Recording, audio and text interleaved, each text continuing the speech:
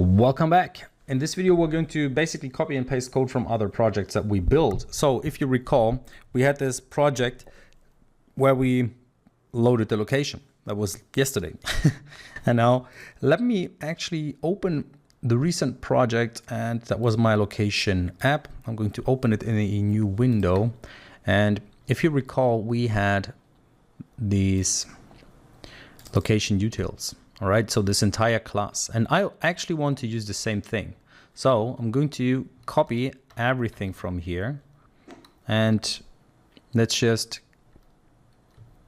well, actually we won't need the reverse geocoding, but let's copy everything from here, from our LocationUtils, and let's create a new LocationUtils in here.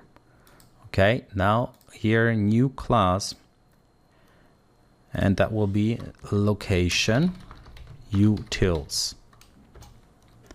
And now let me replace everything from the other class, and here let me actually also copy the imports. So here, that will make it easier if we just use the same imports as well, like so. And now I see that it doesn't know a location. That speaks for us having to add the location, which means we need to add it into our build.gradle. So let's compare. Let's see what the location was called in our documentation in our other project. So we had play and play services location. So this here is what we're going to require in our other project now as well.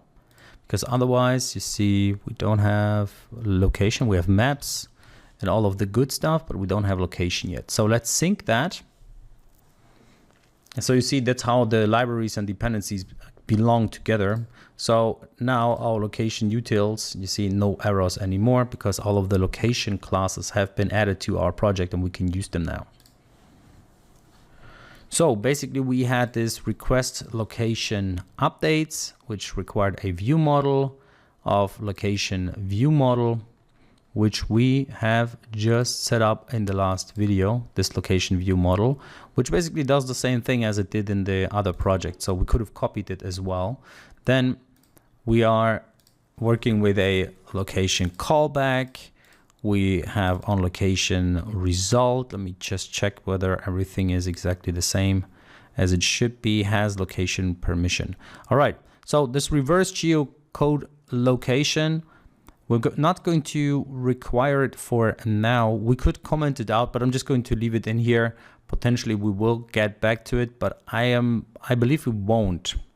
So you can comment it out, you can delete it for now, and you can add it back if you need it, but I'm just going to leave it there for now because it's not hurting anyone.